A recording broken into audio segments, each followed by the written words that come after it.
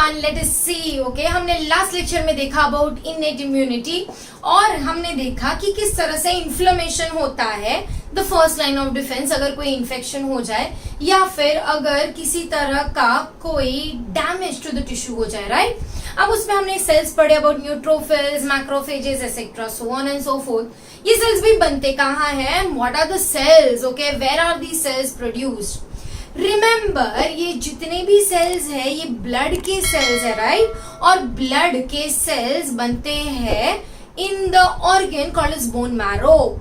हमारे long bones, that is हमारे femur and humerus में है अंदर की तरफ बोन मैरो, जहां पे बनते हैं हमारे ब्लड के सेल्स। अच्छा, आज हमारे बोन मैरो में बनते हैं, बट पहले फीटल स्टेज में जब हम मम्मी के वूम में थे तब ये बनता था कहाँ? तब ये बनता था inside the liver. So liver was responsible for production of blood. Blood के प्रोडक्शन के प्रोसेस को हम बोलते हैं हिमाटोपोइसिस, और हिमाटोपोइसिस होता है कुछ सेल्स की मदद से जिसको हम बोलते हैं हिमाटोपोइटिक स्टेम सेल्स। हमारे बोन मैरो में है haematopoietic, okay, poietic stem cells. Hematopoietic stem cells, also called as abbreviated as HSCs, okay. These are the ones which are present in the bone marrow, और ये basically हमारे blood के cells बनाते हैं। अच्छा, ये hematopoietic stem cell जो हमारे bone marrow में है, ये डिवाइड करके अगेन दो टाइप के प्रोजीनेटर सेल्स बनाते हैं। मतलब हिमाटोपोइटिक स्टेम सेल टोटीपोटेंट है, मतलब वो कुछ भी बना सकता है। प्लूरीपोटेंट है, वो किसी भी टाइप का ब्लड सेल बना सकता है। अब इसे दो टाइप के प्रोजीनेटर सेल्स बनेंगे, ओके। अब ये जो प्रोजीनेटर सेल्स है इसको हम बोलेंगे माइलॉइड प्रोजीनेटर, माइलॉइड प्रोजीनेटर, और इसको हम बोलेंगे लिम्फॉइड प्रोजीनेटर, ओके। सो हिमाटोपोइटिक स्टेम सेल्स डिवाइड होकर दो टाइप के सेल्स बनाएंगे, माइलॉइड एंड लिम्फॉइड। फिलहाल तुम्हें इतना याद रखना है। माइलॉइड प्रोजीनेटर जो सेल्स है ना, यही आगे चल के बनाएंगे हमारे एरिथ्रोसाइट्स, जिनको हम लोग आरबीसीज कहते हैं। फिर बनाएंगे हमारे थ्रोम्बोसाइट्स, जिसको हम लोग प्लेटलेट्स कहते हैं, राइट। और फिर यही बनाएंगे कुछ और सेल्स जिनको हम बोलते हैं मैक्रोफेजेस। यही बनाएंगे कुछ और सेल्स जिसको हम बोलते हैं मास्ट सेल्स, और यही बनाएंगे कुछ और सेल्स, ओके, जिसको हम बोलेंगे acidophils, also called as eosinophils या eosinophils, basophils and neutrophils, okay. So फिलहाल याद रखो, माइलॉइड प्रोजीनेटर से बन रहे हैं मैक्रोफेजेस, मास्ट सेल्स, eosinophils या eosinophils, basophils and neutrophils, okay. Lymphoid progenitor से बनने वाले हैं एनके सेल्स, हमने पढ़ा है ना एनके सेल्स, राइट। और बनने वाले हैं हमारे लिम्फोसाइट्स। लिम्फोसाइट्स, ओके, लिम्फोसाइट्स के आगे चल के दो टाइप्स है, हम देखेंगे T cells and B cells. भाई ये टी और बी क्यों यूज किया है वो भी हम देखेंगे। तो फिलहाल बस इतना समझ लो कि ये माइलॉइड और लिम्फॉइड से क्या क्या बनता है, एंट्रेंस में पूछता है इसीलिए, ओके। अब इसमें से अगर मैं आरबीसीज को और प्लेटलेट्स को छोड़ दूं ना, तो ये जितनी भी सेल्स है ना, ये सब इम्यूनिटी में काम करते हैं। इन सबको टोटली हम बोलेंगे डब्ल्यूबीसीज।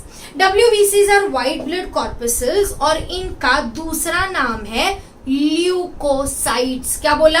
ल्यूकोसाइट। रिमेंबर, लिम्फोसाइट नहीं, क्या है? ल्यूकोसाइट। तो हम चलते हैं और इन जनरल ये डब्ल्यूबीसीज या ल्यूकोसाइट्स के बारे में पढ़ते हैं, okay. Let us talk about leukocytes. अब ल्यूकोसाइट्स, दैट इज डब्ल्यूबीसीज, are primarily of two types. अब उसके ओरिजिन को छोड़ दो, हम उनके स्ट्रक्चर की बात कर रहे हैं। Leukocyte, okay, leukocytes are primarily of two types. One are called as granulocyte, and the other is called as agranulocyte. ग्रैन्युलोसाइट। अब मैं स्ट्रक्चर की बात कर रही हूं, ओरिजिन की नहीं।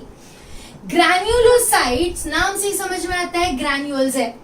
तो यू विल सी ये वो सेल्स है जिसके साइटोप्लाज्म में ना कुछ ग्रैन्यूल्स या कुछ पार्टिकल्स रहेंगे, right.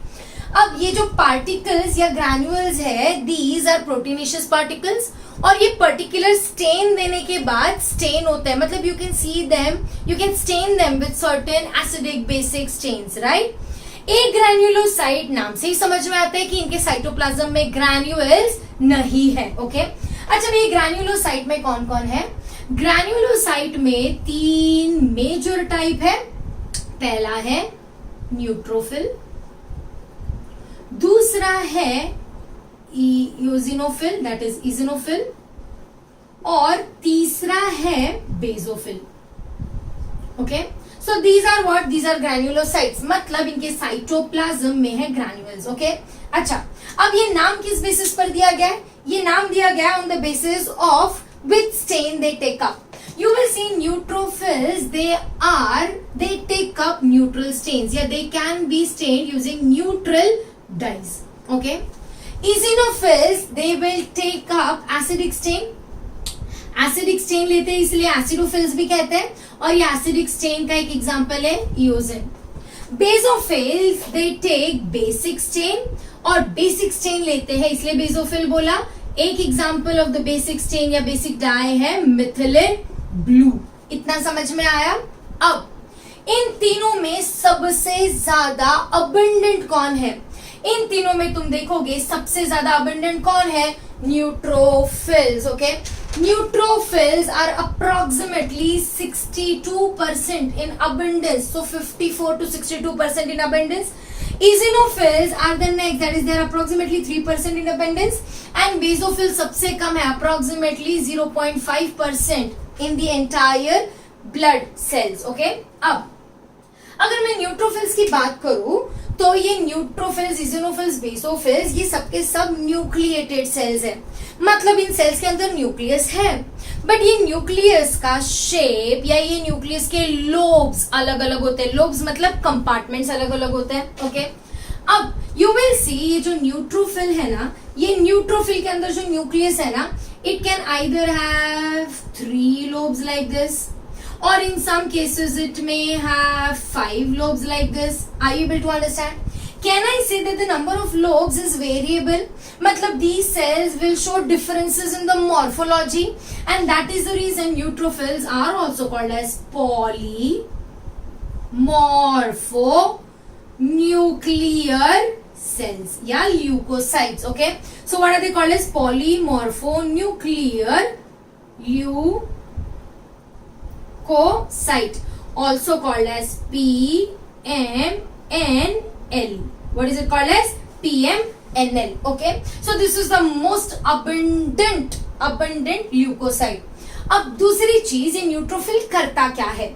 This neutrophil is capable of the process called as phagocytosis. Are you with me till now?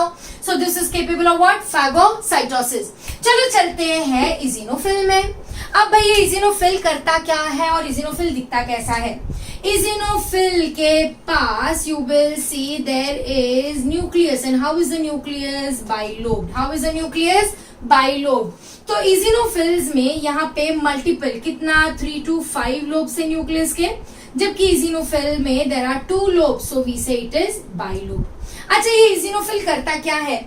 इजिनोफिल phagocytosis बिल्कुल भी करता नहीं है। तो remember eosinophil is not capable of phagocytosis. तो इजिनोफिल करता क्या है? इजिनोफिल रिलीज करता है एलर्जिक रिएक्शंस, मतलब मेरी बॉडी में जब भी एलर्जी होती है तो सबसे ज्यादा क्या है? इजिनोफिल्स रिलीज होते हैं। सो इजिनोफिल्स एलर्जी के लिए रिस्पॉन्सिबल है, right, and they are also responsible for inflammatory responses. तो एलर्जी, इंफ्लेमेशन में ये सब में भर भर के बनते हैं हमारे पास इजिनोफिल्स। चलो देखते हैं बेसोफिल्स। बेसोफिल्स में यू विल सी दैट ये जो हमारा न्यूक्लियस है ये लोब्ड नहीं है, ओके। यहाँ पे 3 to 5 लोब थे, यहाँ पे बाइलोब था, ये यहाँ पे कोई लोब नहीं है, okay. So this is just a curve nucleus, ऐसा न्यूक्लियस दिखेगा, ओके। अब बेसोफिल्स भी क्या नहीं करते हैं, फैगोसाइटोसिस। सो बेसोफिल्स भी फैगोसाइटोसिस नहीं करते हैं। बेसोफिल्स रिलीज करते हैं हिस्टामीन, बेसोफिल्स रिलीज करते हैं heparin. What is heparin? Heparin is an anticoagulant, मतलब ये वो चीज है जो हमारे ब्लड को कोआगुलेट नहीं करने देती है। हिस्टामिन्स एंटी इंफ्लेमेटरी रिस्पॉन्सेस के लिए भी रिस्पॉन्सिबल है, ओके।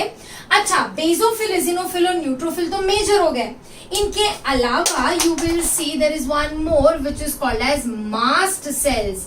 मस्त वाले सेल्स है ये, और ये मास्ट सेल्स भी ग्रैन्युलर है, मतलब ग्रैन्युलोसाइट है, and they are also involve in a lot of allergic reactions, allergic reactions and anaphylaxis. Anaphylaxis मतलब, एनाफाइलैक्सिस मतलब acute allergies, okay. So that is about your granulocytes, okay. Now let us talk about your agranulocyte. अब ये agranulocyte के cytoplasm में granules नहीं है, तो हम उसको स्टेन नहीं कर सकते हैं विद डाइज, ओके। agranulocyte में मेजर 2 कैटेगरीज है, ओके।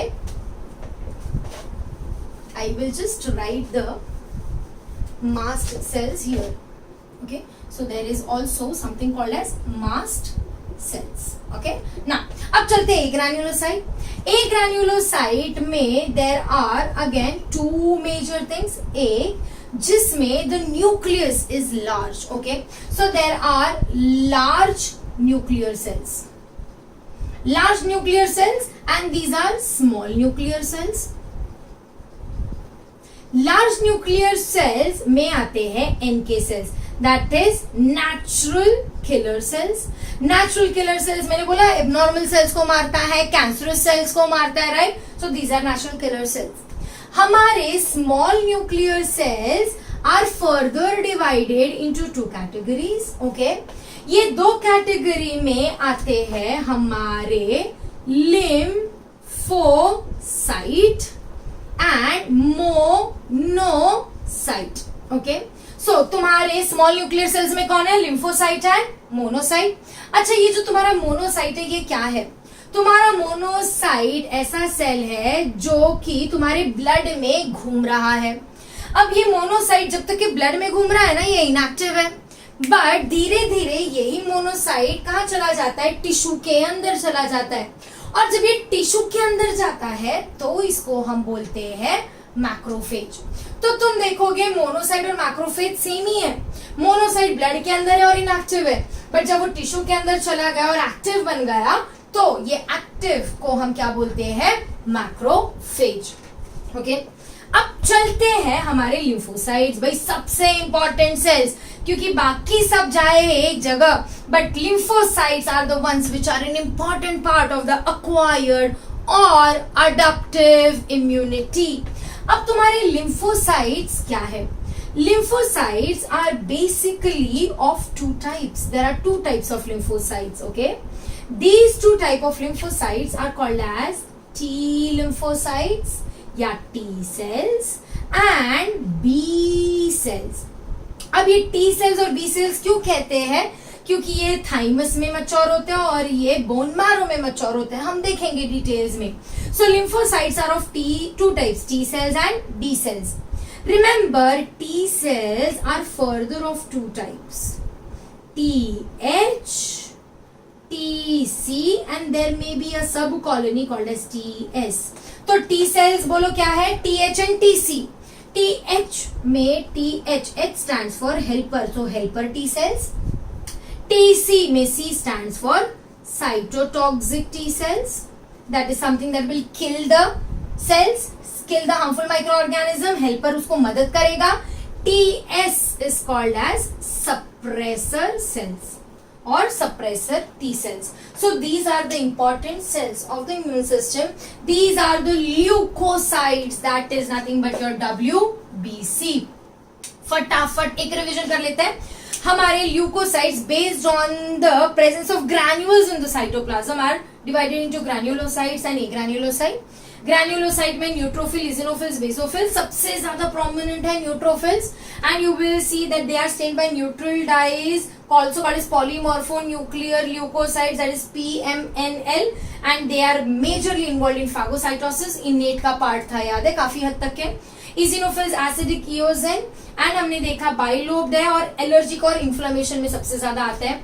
बेसोफिल्स मिथिलिन ब्लू से स्टेन होते हैं एंड फैगोसाइटोसिस नहीं करते हैं. They do not perform phagocytosis, they release heparin, histamines etcetera. Agranulocyte में है large and small nuclear cells. Large में है तुम्हारा नेचुरल किलर सेल और स्मॉल में है lymphocytes and monocyte. Monocyte blood में सर्कुलेट करते हैं, टिश्यू में जाकर बन जाते हैं भाई मैक्रोफेजेस. और तुम्हारे लिम्फोसाइट्स के दो टाइप है, टी और बी, डिपेंडिंग अपॉन ये कहाँ मैच्योर होते हैं. टी थाइमस में मैच्योर होगा, बी बोन मैरो में मैच्योर होगा. टी सेल्स के तीन टाइप्स है, T helper, T cytotoxic and T suppressor. These are the leukocytes. इनमें से अब हम पढ़ेंगे अडॉप्टिव इम्यूनिटी, जहां पे मेजरली हम पढ़ेंगे इन सेल्स के बारे में. हम पढ़ेंगे about lymphocytes which are a part of the lymphatic system. देखते हैं adoptive immunity and its types in detail in the next lecture.